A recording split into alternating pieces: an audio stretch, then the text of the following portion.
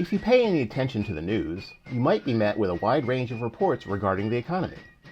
Connecticut has just reached new private sector employment peak in July, according to the CT News Junkie, but diversity and pay gaps remain in government jobs, according to the CT Mirror. There are thousands of open jobs available in the state, and homelessness is on the rise. This isn't a tale of two cities, or states, it's the reality of workforce development in 2024. First Selectman Michael Freda of North Haven and Matt Hart, Executive Director of the Capital Region Council of Governments, join us today to talk about workforce development, municipal careers, and why this matters for the future of Connecticut. The Municipal Voice is the Connecticut Conference of Municipalities podcast in collaboration with WNHH LP 103.5 FM. I'm your host, Matt Ford. As always, be sure to give us a like and let us know what you're thinking in the comments. CCM's Municipal Voice podcast continues to present a key forum on important state-local issues. The views expressed do not necessarily reflect the consensus views of CCM or our member municipal leaders. Mike, Matt, thanks for joining us today. Pleasure. Good to have you here as always. So as public servants, you're both familiar faces to us on the show and to many in the public. Matt, you were the town manager for both Mansfield and West Hartford before you took on the role of executive director for the Capital Region Council of Governments. Yes. And many listeners will be familiar with First Selectman Michael Freda from neighboring North Haven, certainly. The topic that we want to talk about today is workforce development and what that means for municipalities. But first, I want to ask each of you why you sought the roles you did. What was enticing about public service? Mike? Well, I'm a good example, Matt, of how life takes different twists and turns. I was a corporate CEO. I started right at the beginning of my company, right at the bottom. And over an 18-year period, right after college, I worked my way up to president, chief executive officer of what was then a billion-dollar company, and through a series of also mergers and acquisitions. So back then, one of my predecessors had heard a lot about me because I lived in town, even though my offices were up in the Boston area. And he said to me, like to meet with me. I came in here at town hall and he said, we really would like to bring in people from the private sector, either to sit on the Board of Education or to sit on the Board of Finance. Mm-hmm. Well, I didn't know much about the Board of Ed, so I chose the Board of Finance because I oversaw the CFOs in my companies. Mm-hmm. Sat on there for about a year. There was an election. My predecessor, one of them, was beaten. He was out of office. And then the party came to me and asked me if I'd like to sit as the minority member on the Board of Selectmen. I almost didn't do it, but I did do it. Yeah. But then I realized that people were starting to recognize me. I was writing columns. I was on TV shows locally. 2 years later, the unexpected happened. They asked me if I would consider running for office. Yeah. So keep in mind now, it went from like a $700,000 a year job to running for an $89,000 a year job. So you didn't do it for the money? I didn't do it for the money, but I almost didn't do it. Yeah. And a very profound thing happened. Saturday before I had to give my final answer, the answer was going to be no. Yeah. But I was in a gas station. I don't know why I went to that gas station. I needed gas, but it was a gas station I've never been to before. I was pumping my gas and a crowd came around me from the store, people pumping gas. Hey, Mr. Freda, we think North Haven needs you. Would you consider it? Yeah. And then and there, I said, maybe I was put in this gas station for a certain reason. Yeah. I resigned from the company, knocked on over 5,000 doors that summer, went everywhere, won that election in a landslide. And here I am 15 years later, 8 terms later. So something about it must appeal because you've stuck with it all these years now. Well, I think as Matt knows, unlike my other career, we were responsible for satisfying shareholders, building market share, satisfying clients, keeping customers happy, making money for the shareholders. But this career has allowed me to do something I didn't realize, and it's a very important thing for me. You can make an impact on people's lives in this career, personally and aggregately. And I can tell you, as Matt can, I'm sure, hundreds and hundreds of stories of people whom we've helped that we've made an impact on their lives. And that's why I like this job. That's great. Matt, what drew you into public service? Well, really it was an internship in local government that got me started. But before I go there, I really want to thank and acknowledge Mike. I'm so glad, you left the private sector for local government here in Connecticut. Mike, you've done a fabulous job representing your community for several years now, and you're a wonderful advocate for local government in our state. Thank you.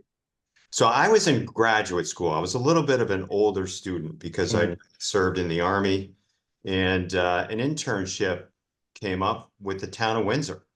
Okay. And I had a chance to work with a fabulous town manager.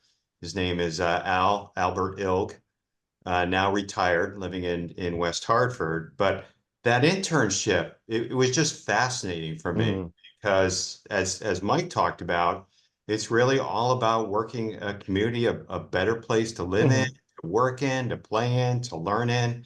And I decided, at that point in time, I was going to make local government my career. So, Yeah. I did 27 years working with three towns, Windsor, Mansfield, and West Hartford. I was Mhm. the town manager, as you said, in Mansfield and in West Hartford.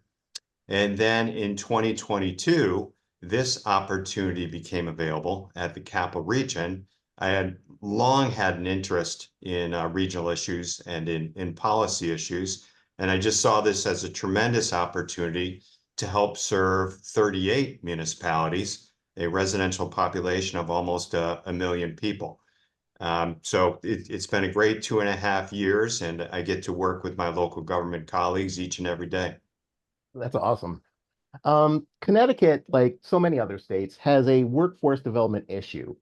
And you could even say a disconnect of people out of work and job openings. What is workforce development? What does it mean to you, Mike? Well, yeah, it means an awful lot on a variety of different levels. Yeah, many people don't realize that I'm also chairman of the Greater New Haven Workforce Alliance Municipal Board. So I spent a lot of time on this issue. Mhm. And I think it's very important as it relates even to something else I'm doing right now, sitting on the CCM 119,000K Commission for Disenfranchised and Disconnected Youth.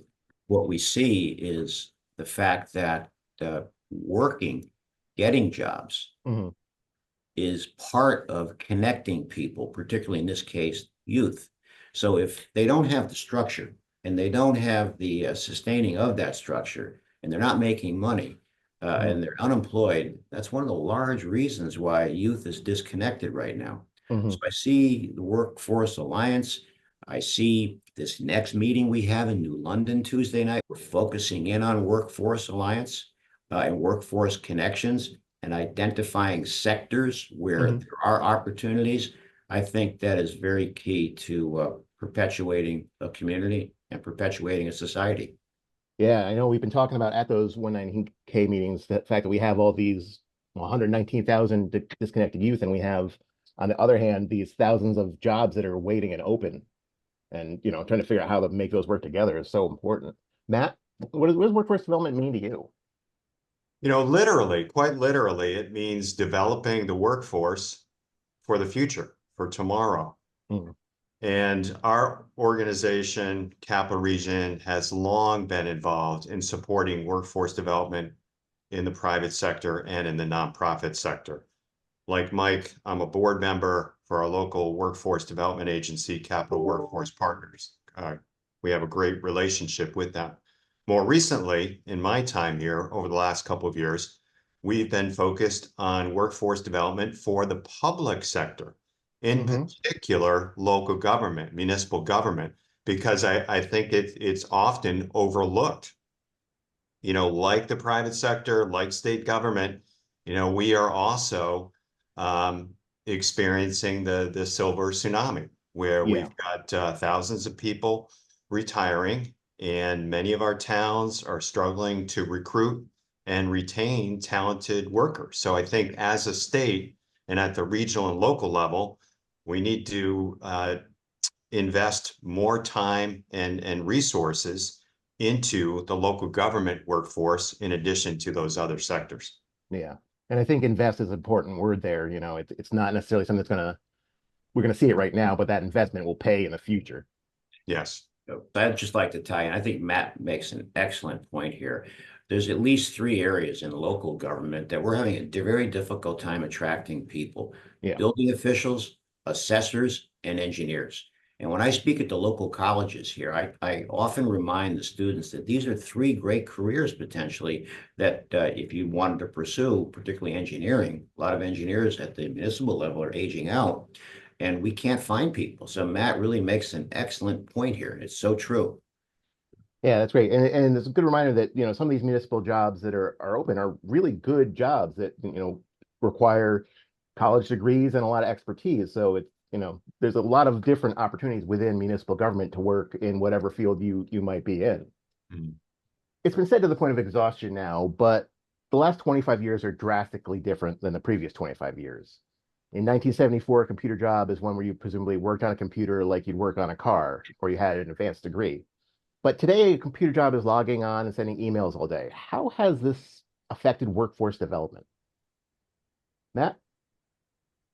Well, I think in a couple of different ways. Today's workforce, at least based on national statistics, is Hmm. transient, right? Yeah. We no longer have someone joining an employer with the expectation that they're going to spend a career there, Hmm. a career there. So as an employer, as employers, we need to be prepared for that as well. We need Hmm. to be prepared for more transition. We've got to give constant thought to development and how are we going to grow and develop employees to assume greater responsibility, within our respective organizations. Hmm. Um, but at the same time, I think work is in many ways more dynamic and exciting. Yeah. I know a lot of people are very, very concerned about artificial intelligence and AI and how that's going to impact the workforce overall. But then there are many others, myself in this camp, who are excited about the possibilities. Hmm. And I think that is going to be a significant part of the future for workforce development as well. And workers of the future are going to have the opportunity increasingly to leverage that exciting technology, not just in the private sector, but also in the nonprofit world and in the public sector. That's very cool. Since you've been thinking about it, and I haven't thought about it that much, what's one example of something that AI could possibly do in local government? Well, one example I would highlight, and I concur with Mike's point, building code officials, building inspectors, and code enforcement Hmm. excuse me, some of the most challenging occupations to recruit for right now. Hmm. It's essentially a bidding war. So to what extent can we develop and leverage AI to supplement the code enforcement workforce? Mm. It's an interesting approach that developed during the course of the pandemic. Yeah. Necessity is the mother of invention, right? Where Hmm. we started to see towns and building inspectors conduct inspections in a virtual manner. Hmm. So the contractor would utilize, their iPhone or whatever technology they had and the building inspector would log in from their computer in town hall or home or wherever they were, and the contractor would take them around the property Mm. subject to inspection. So that's just an example of how we leverage some existing technology. Yeah. I think we're going to be able to augment it to a significant degree in the future. And personally, I find it very exciting. Yeah. Mike, you mentioned earlier that you were doing some work with the nonprofit Workforce Alliance. Could you tell us some more about that?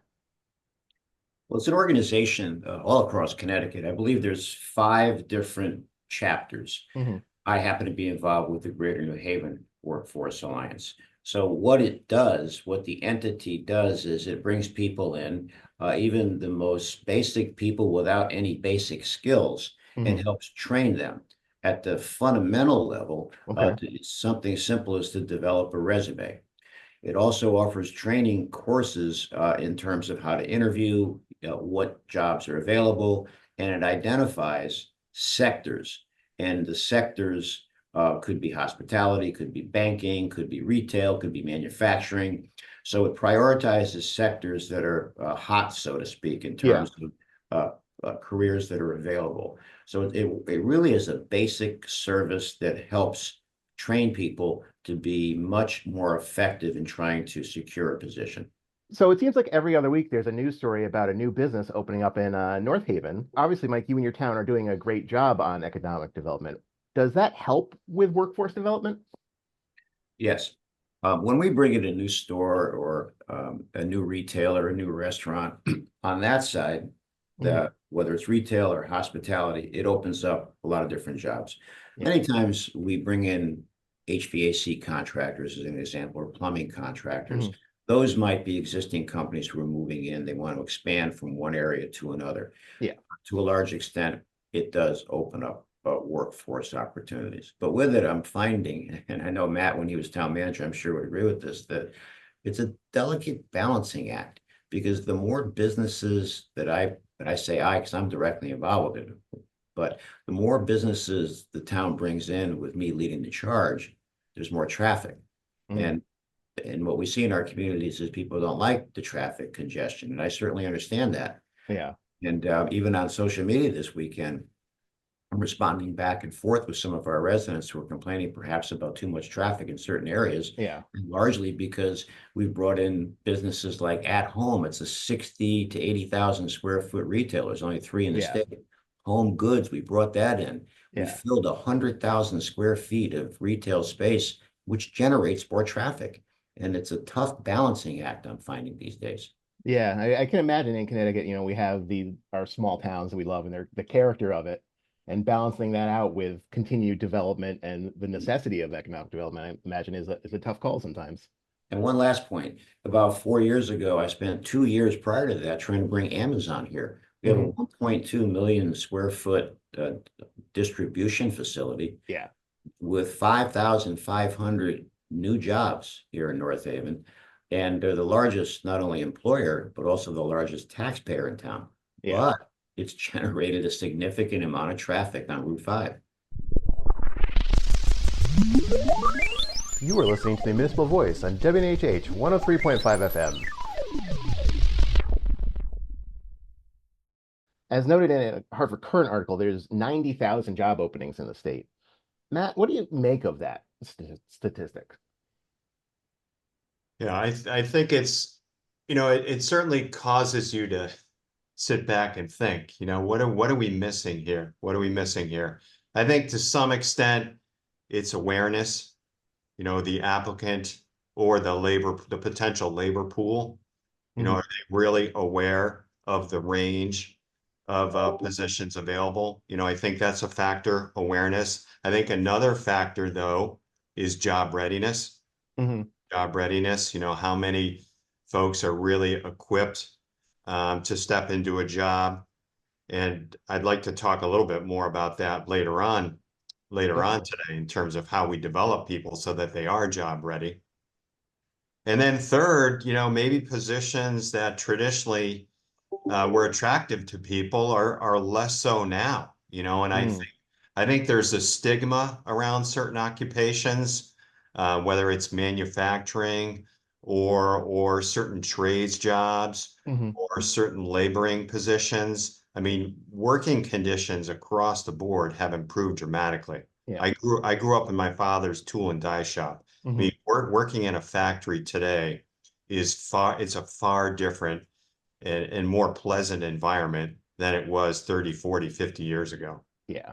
Matt, you're also working on this issue through ACIR. Our CCM listeners might not know what that means. Could you tell us a little bit about what ACIR is and what your subcommittee is looking into? Sure, I'd be happy to do that. So ACIR, the Advisory Commission on Intergovernmental Relations, it's a 25-member commission, and it has representatives from the governor, General Assembly, state agencies. There are some members at large. The Council of Governments have a number of seats as well. Our current chair is John Filchak, the recently retired executive director from the Northeastern Connecticut Council of Governments. And ACIR has been in place for about 50 years. And really, its focus is how to improve that relationship from a systems perspective between the state and local government. And we'll do a variety of things, conduct various studies, projects, propose legislation. A big focus over the last several years has been how do we promote shared services between towns and school districts, so that we can capture an economy of scale, provide services more efficiently and effectively, and even improve services in many respects.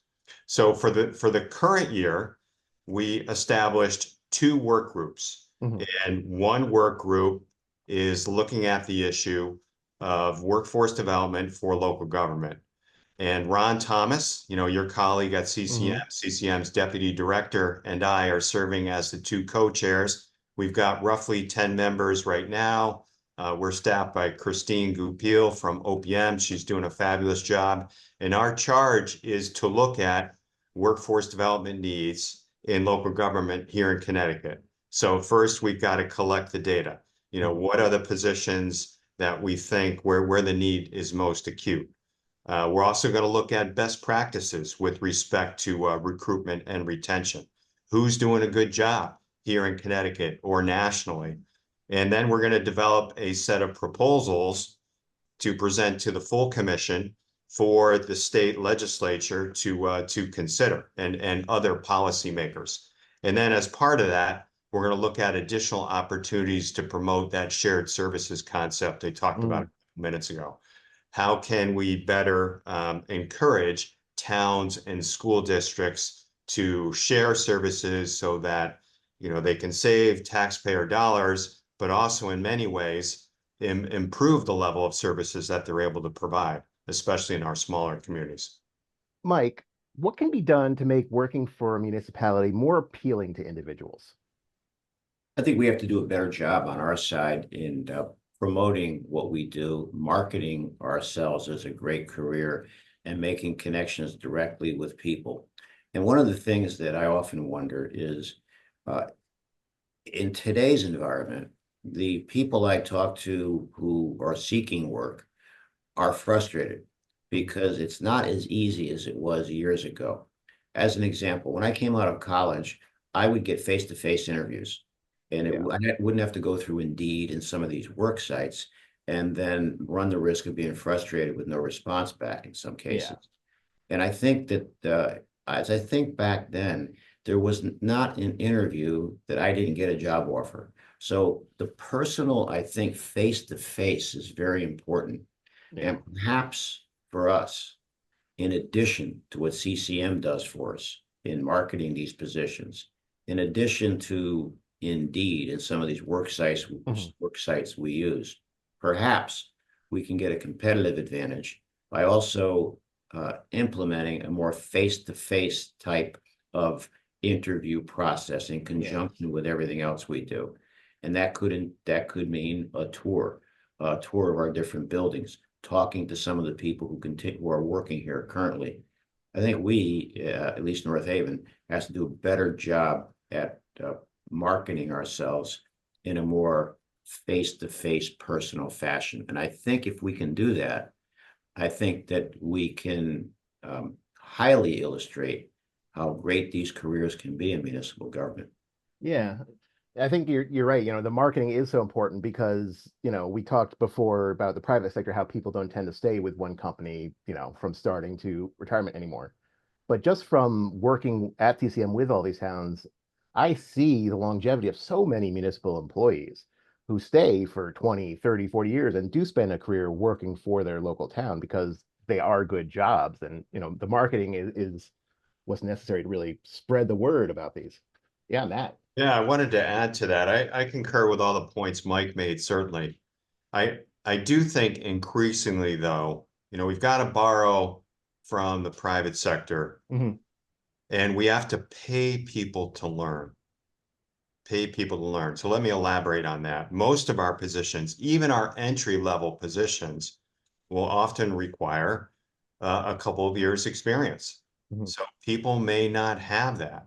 So I think we've got to find a way to introduce trainee programs at the local government level. So we've been doing it for decades in public safety. We're willing to put 2 years into a new police officer, send them to the academy. Same thing with a career firefighter. We're willing to put 2 years into that individual without knowing for sure whether it's going to work out. More times than not, it does. I think increasingly we've got to look to utilize that model for other municipal occupations, such as building code inspectors, tax assessors, any number of those positions where it's really difficult to recruit and retain people. Now, that's going to come at a cost, right? That's going to come at a cost at a time in which local governments, at least here in Connecticut, there's a lot of pressure on municipal budgets. So we're going to have to find those resources, hoping that state government and federal government and even private foundations can be partners in that work. Yeah.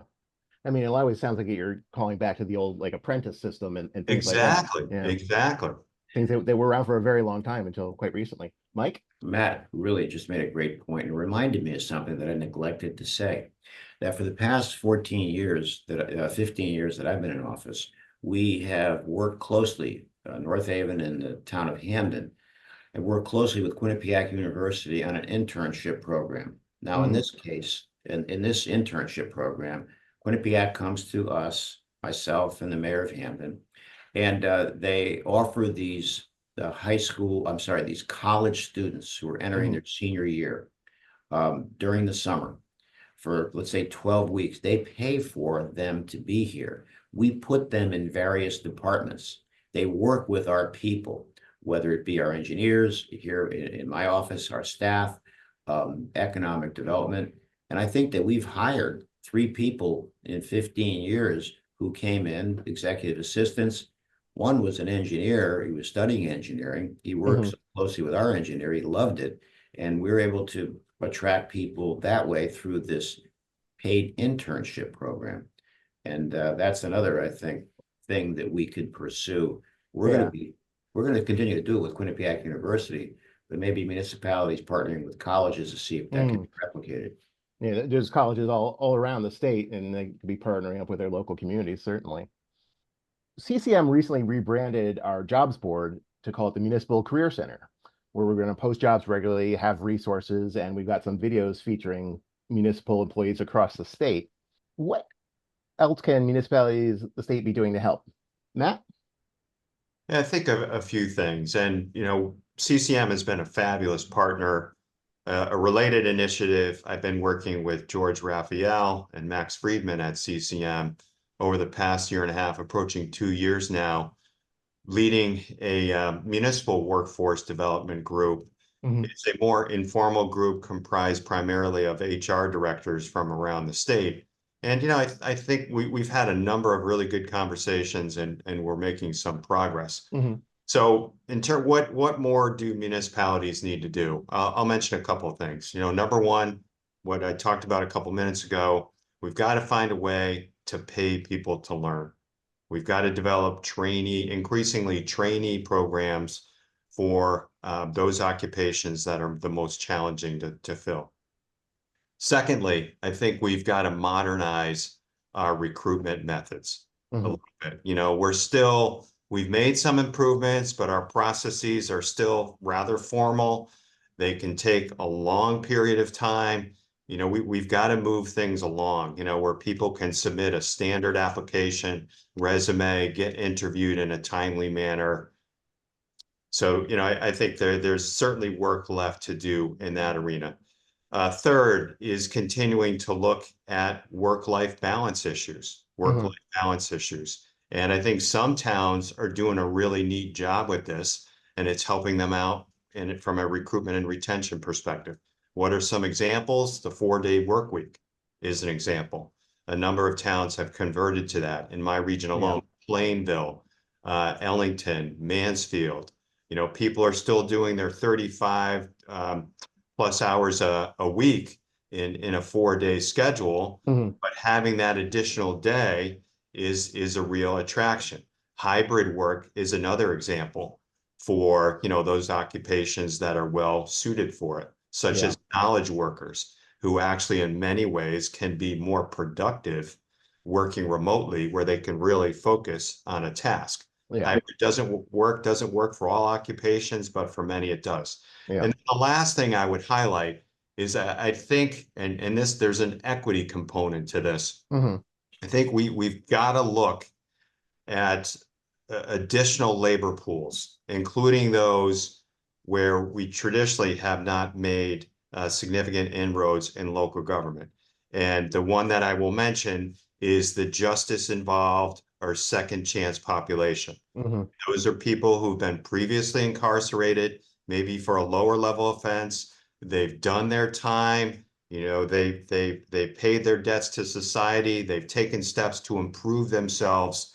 I think that's a labor pool that increasingly we need to look at. Yeah. And there's been such a stigma around that, and I think we've got to get beyond it. So those are all examples of things we're going to be looking at. Our ACIR work group that I mentioned previously, that Ron and I co-chair. Yeah. Selectman Freda, we know you're on the 119K commission panel, which means there's 119,000 at-risk or disconnected youth in this state. We also talked about how there's 90,000 or so job openings. How do we make these numbers line up? It's going to be filed, I think, in our report by October, but I'd like to give you a specific example of what I personally am trying to accomplish, and it ties into something Matt just said. Mhm. So we're going to New London on Tuesday night, and it's strictly workforce, as I mentioned. Mhm. I'm bringing someone there to testify who works for the Veolia water company, wastewater management. They're a world company. They probably have about 14 or 15 municipalities that they do business with. Mhm. So there's going to be testimony. I'm going to be teeing it up about how important they could be in the process, because there is one of their operational managers who was part of the community, part of being incarcerated, part of trying to rebuild his life back, as Matt was just suggesting, who now, through an apprentice program, which ties also in with what Matt was speaking about earlier, a paid apprentice program, worked through the ranks at Veolia and became an operating manager / engineer. So it's these type of companies Mhm. so important to offer those apprenticeships to train that can have a positive outcome in someone's life. So what I'm trying to personally do is make connections through the 119,000K commission, lining up employers who are looking to try to connect with people looking for jobs, including those who came out of incarceration. I think Yeah. Matt made a great point there, and it's exactly what we're going to be doing on Tuesday night.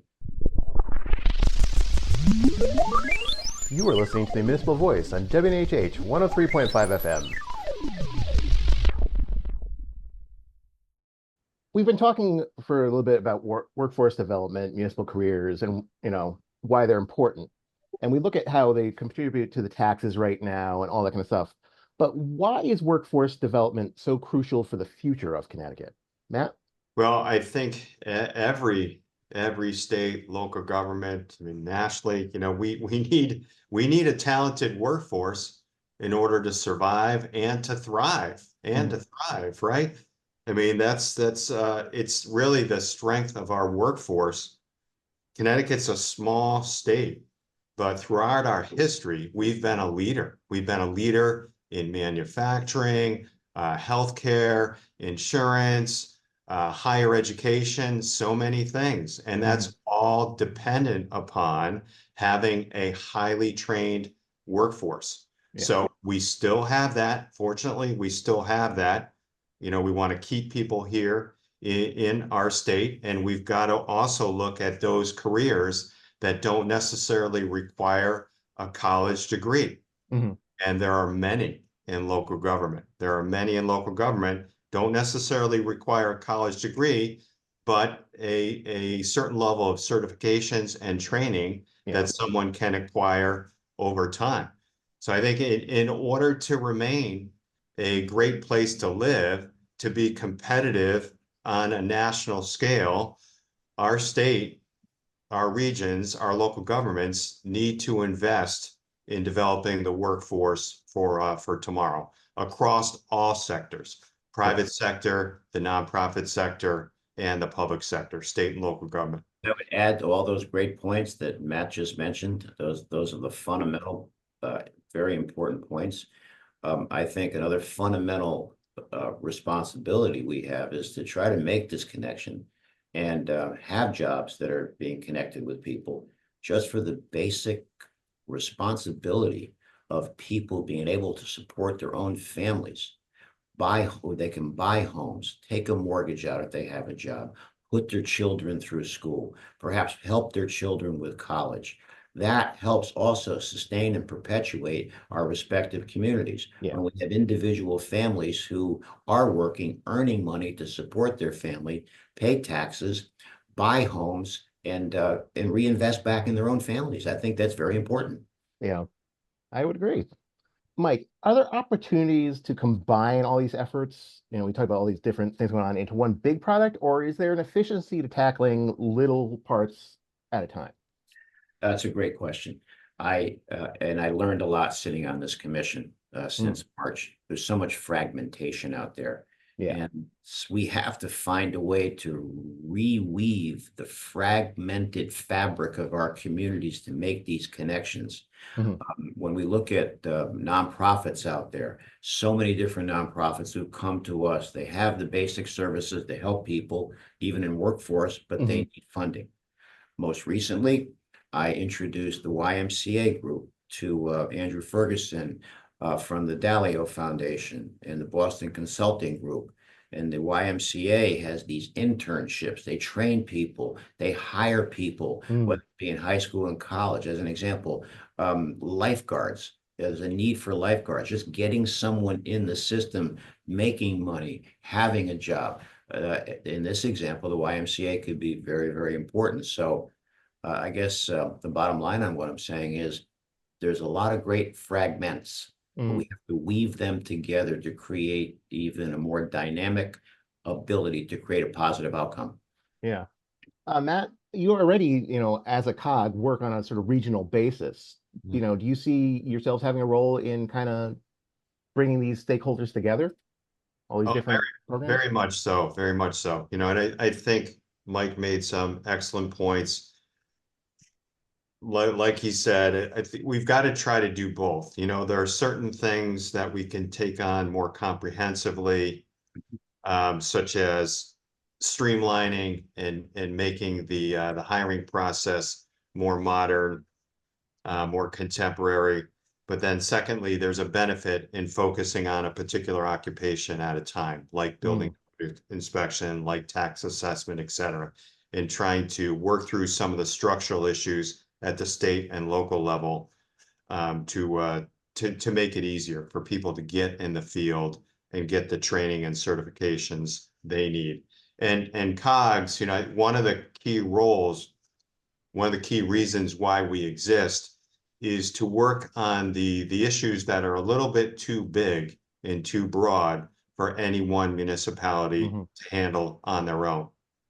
So we're able to bring together the strength of a region and devote some time and attention to focus on those things. I like to say that at the COG, let's take a big policy issue, whether it's workforce development, housing, et cetera.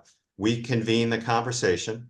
We convene the conversation, and then ideally, we're the catalyst for developing the solution. So kind of a final question for both of you. How do you feel about the future of Connecticut? Are you feeling optimistic? Mike? Well, I'm optimistic by nature, and I always look on the bright side. I am focused on creating positive outcomes. And, I've been an athlete all of my life, and, I'm in 3 different baseball Hall of Fames, and baseball taught me a very valuable lesson, and that is how to deal with failure. I'll continue this baseball metaphor. In baseball, for every 10 at-bats, you can make 7 outs and perhaps still reach the Hall of Fame. Yeah. But it's easy to get discouraged in life or in government or in business. So I applied my baseball career and experiences to this career. Never give up an at-bat. I might be 0 for 2 in a game trying to get economic development passed here in town, but I may have 2 or 3 more at-bats. And I tell a lot of people who understand sports, just because you're 0 for 2 and you failed, you still have a couple more at-bats in this game, this daily game. You could go 2 for 4. Don't give up an at-bat by getting discouraged. So I am very optimistic, and I want to share something with both of you fine gentlemen personally. I do have an Achilles heel. It's negativity and toxicity. It's like kryptonite to Superman. I have a very difficult time with it. So I'm Yeah. always positive and try to be tremendously upbeat. Each of us represent a brand. Yeah. Do we want ourselves as a positive, upbeat brand, or do we want to portray ourselves as a negative brand? Yeah. Because that'll have an adverse effect on people. We're cheerleaders, we're CEOs of our municipalities. We have to portray ourselves in a positive fashion. Mm. Matt? I'm an optimist as well. I think if you're not, it's hard to be successful in life. But in terms of let me loosely use the word crisis with respect to workforce development in the Mhm. public sector here in Connecticut. I think there are some silver linings. There's some silver linings. As I said before, necessity is the mother of invention, right? And I think that's going to play out here as well, and already will. I think this is going to force us to modernize our recruitment processes. I think it's going to force us to take a look at some of the barriers to recruitment, retention, training, how state licensure works, how certain certifications are awarded, et cetera. And we're going to be able to make some improvements there. From an equity perspective, I think we're going to be able to bring in people into certain local government professions that historically have either been marginalized or just did not view that as a career option for them, whether it's gender-based, race-based, ethnicity, you name it. I think we're going to have an opportunity to diversify the municipal workforce of the future of tomorrow, and I'm excited about that. Very cool. Well, Mike, Matt, thank you so much for speaking with us today on the Municipal Voice. We really appreciate it. Thank you, Matt. It's been great. And Mike, it's been great to be on with you. Could I give my friend and colleague Matt a shout out here? Do it. From the moment I first met him, was probably at a CCM meeting, his first town manager job. He reminded me of a CEO of a corporation that I had worked with in the past. He had the leadership, the knowledge, the strategic management, the operational management. And I said to myself, this guy's going places. And I'm very proud of him, very proud of you, Matt. And I'm very proud of your position now leading that Council of Governments. You've done great work. Government needs more people like Matt Hart in government. Here, here. Thank you so much, Mike. And the feeling's mutual. All right, great. Thanks to you both. All right. Take care. Have a great day. The Municipal Voice is a co-production by CCM and WNHH 103.5 FM. Christopher Gilson is our producer, Harry Draws is on the boards, and I'm Matt Ford, your host. Be sure to check out our Facebook page and give us a like, and watch out for our CCM chat series on our YouTube page.